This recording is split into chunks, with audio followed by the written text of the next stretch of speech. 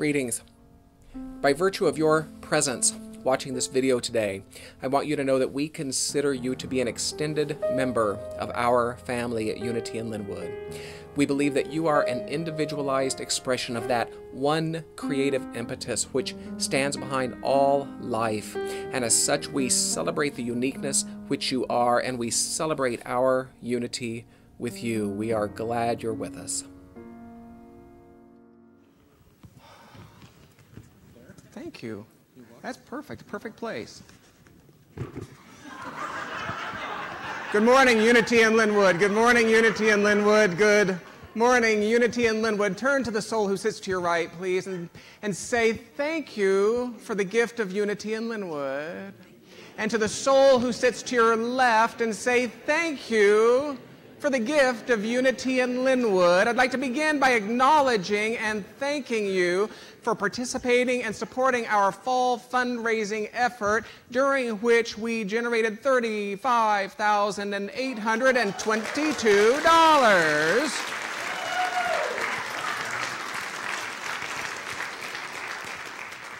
Please grab a local humanitarian outreach ministry card from the Welcome and Information Center. It's easy to spot. It has a cute bear on the front. It details 3 upcoming events.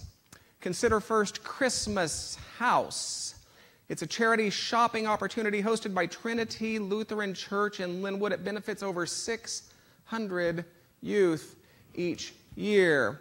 Also, a bear in every chair, backed by popular demand, in which this sanctuary becomes filled with stuffed animals, also ultimately benefiting area youth. And this, in addition to our constant collection of warm winter woolies, which again, I'm not entirely certain what that is, but we are collecting warm winter woolies and socks and hats to benefit area homeless. I would invite you to join licensed Unity teacher and prayer ministries director Barbara Thorpe following this service next Sunday for a discussion group we call Power to the People. I love that title. And the power of the month is elimination or renunciation. I happen to agree with the many sages who have taught that the spiritual path is often more about subtraction than addition. So get together with like-minded people. Discuss how this power of the month is showing up in your life next week. Let's begin with words of invocation. These were used by Charles Fillmore, a Unity co-founder, at the beginning of any teaching effort. If you feel so inclined, please repeat after me. I am now. I just love those first 3 words. I am now. That's a great idea. I am now in the presence of pure being, and immersed in the Holy Spirit of life, love, and wisdom.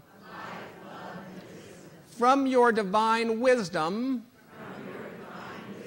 now remove my mortal limitations, and from your pure substance of love, bring into manifestation my world, according to your perfect law. Wayne Muller tells a story of Kirsten, who received a diagnosis, and Kirsten responded to this information in a variety of ways. She assembled a team of physicians and healers. She had a surgery. She initiated a treatment of Western medicine, Chinese herbs, acupuncture, chemotherapy, and more. Kirsten reduced her workload. In so doing, she embraced her home life. She went for walks. She had tea with loved ones. She worked in her beloved garden. She lay in her hammock and listened to the breeze.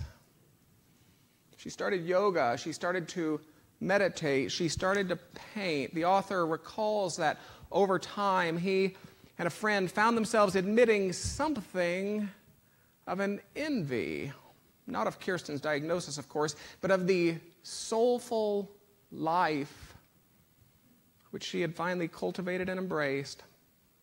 The author recalls that he and a friend found themselves reflecting upon the endless minutiae of their days, wondering if they too were truly living soulful lives. Can anyone relate?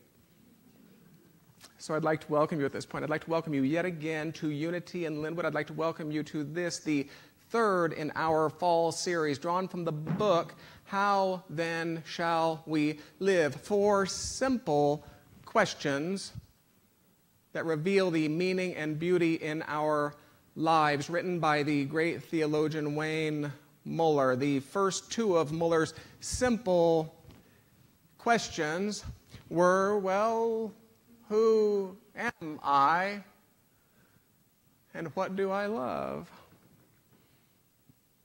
Now, you know, if your discussion group didn't get the answer to these questions, don't despair.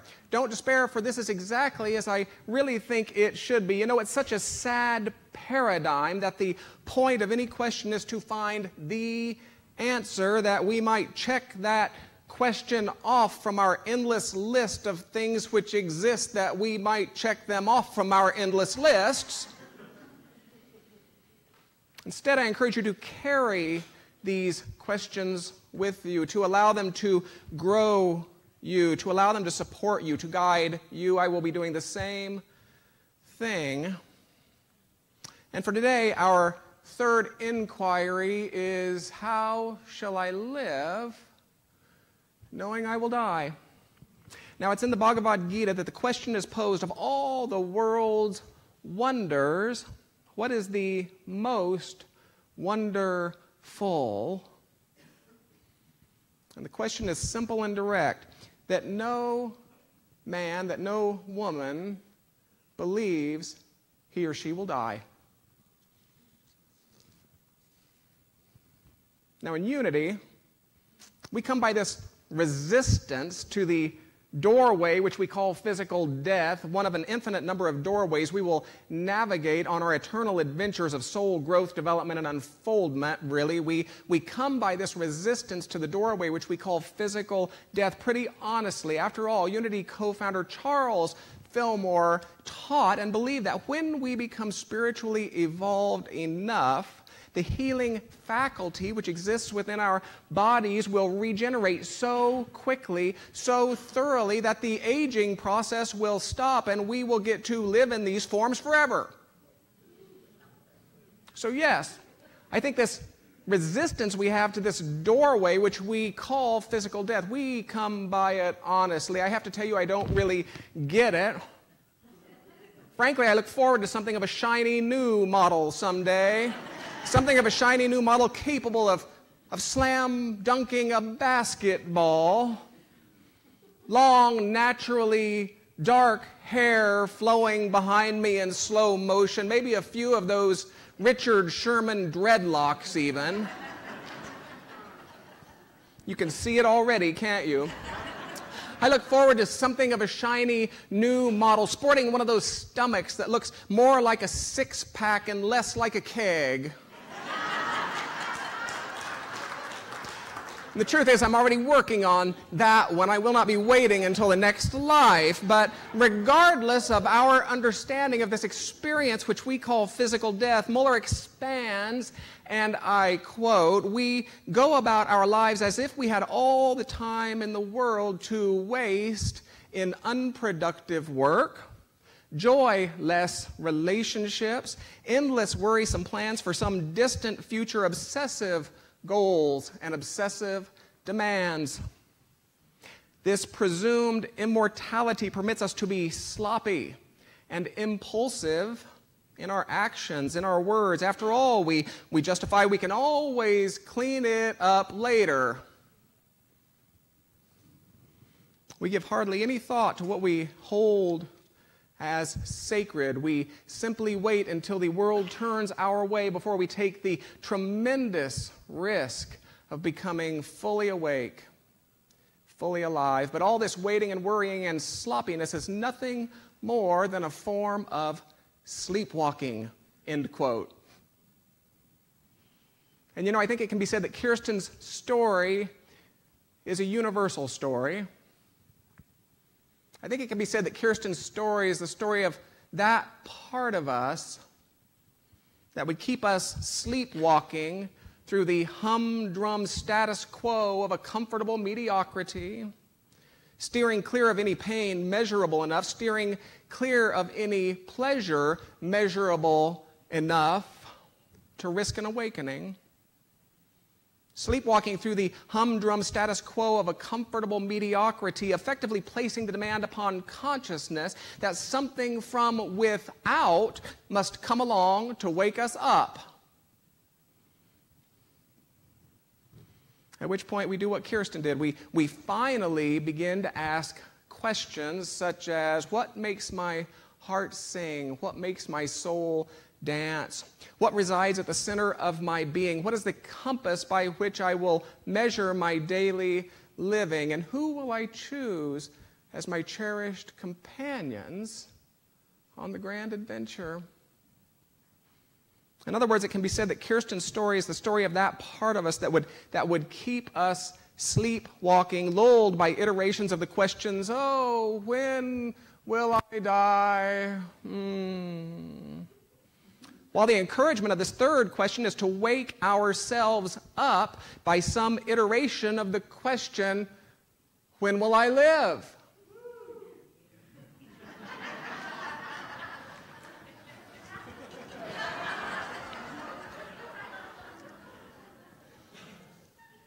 You see, you don't have to wait for a diagnosis. You do not have to wait for the tiger. Thank you, Nancy Joy.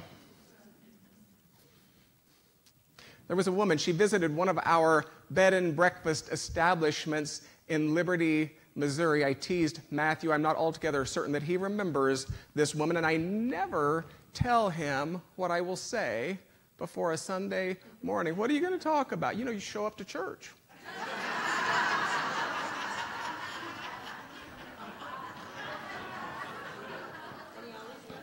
And he always does, so yeah.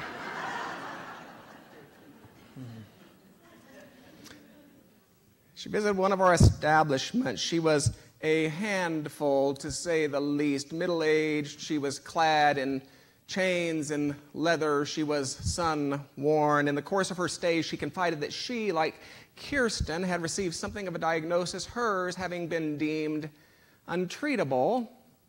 And in light of this news, she did what Kirsten did. She recommitted to soulful living. Her stay with us marked only one stop on an extended and extensive motorcycle tour of the United States. She had always wanted to do a motorcycle tour of the United States. I mean, who hasn't, really? Who hasn't, right? And as was often the case with our guests, she stayed in touch after her departure, dropping us email messages from different cities, different towns, offering countless highlights from the American roadside. We received a final email from her after the conclusion of her trip. We haven't heard from her since. I like to imagine that her grand adventure continues even now, albeit in different ways. For in her last email message, she explained that she had returned to California only to be told that there was no longer any evidence of her illness.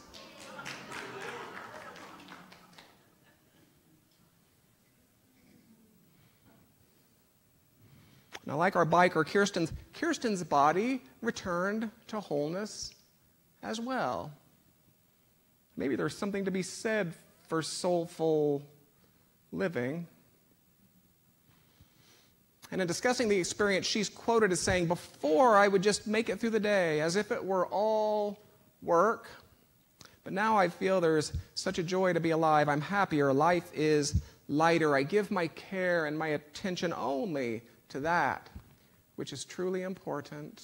End quote. You see, we do not have to wait for a diagnosis to consider the question, will I live, in the words of this morning's affirmation, will I live fully? Will I live freely? Will I live fiercely? We do not have to wait for a tiger to heed the encouragement as set forth by the rabbi from Nazareth. I've come that you might have life and have it abundantly, not in some distant geography and some distant time, but in this experience and in this time.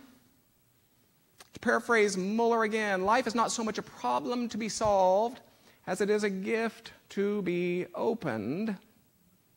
Each day an opportunity to say something honestly, to make something beautiful, to create something precious, to render something complete.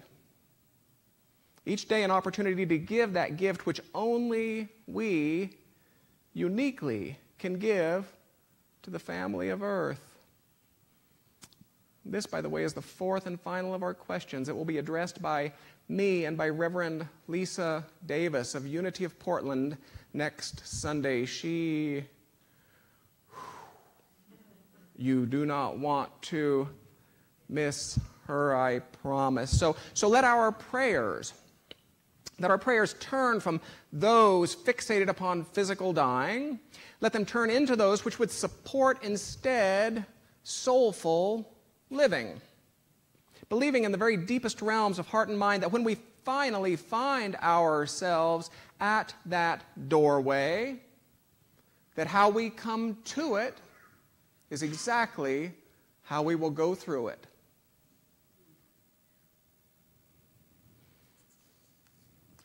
We'll close with a time of meditation, a time of reflection. If you are new to Unity, if you are newer to Unity, this will last 4 or 5 minutes. We invite you to make your body comfortable. Take a couple deep breaths. You're even welcome to close your eyes. I would like to introduce you to a new member, to a new musician, to a new dear friend. His name is Steve Mason. He will be joining us and concluding this experience this morning.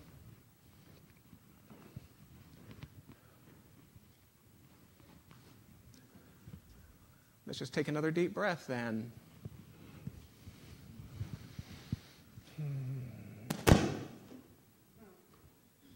And another one.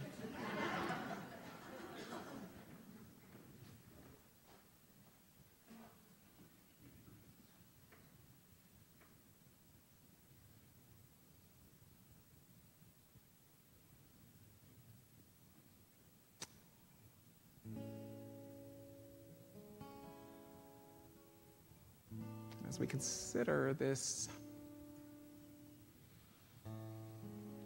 proposal of a soulful existence, let's allow a few questions offered by the author himself, just to dance through consciousness, revealing what they will,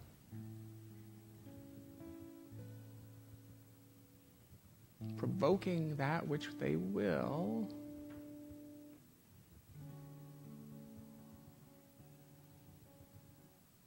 and so we ask,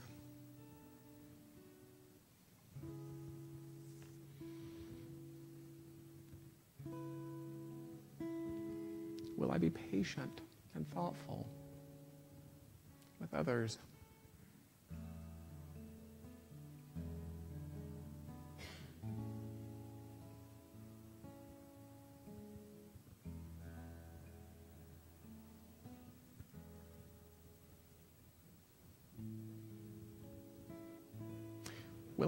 Will I speak that which is true?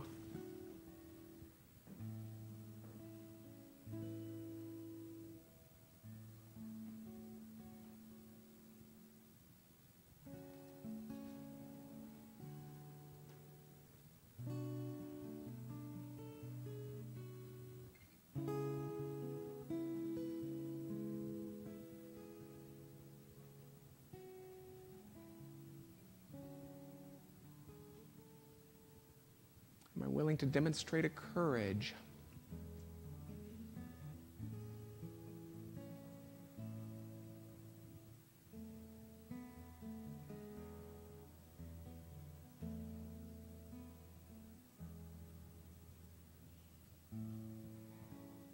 As we consider this proposal of soulful living,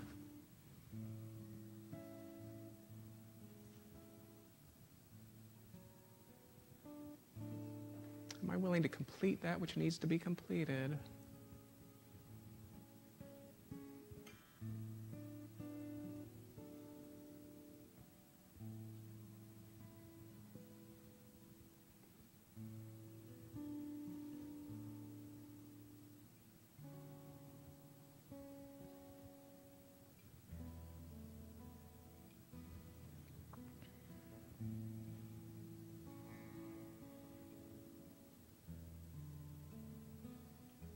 Will children know me as kind and compassionate?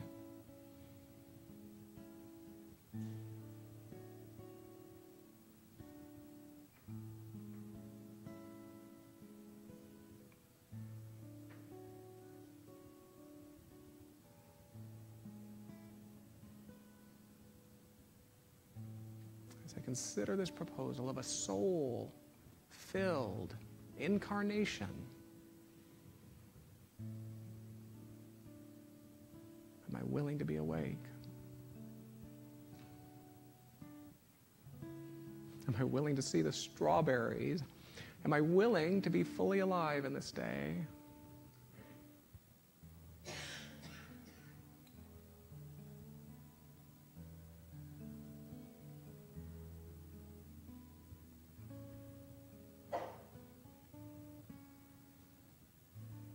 Am I willing to leave a legacy of love?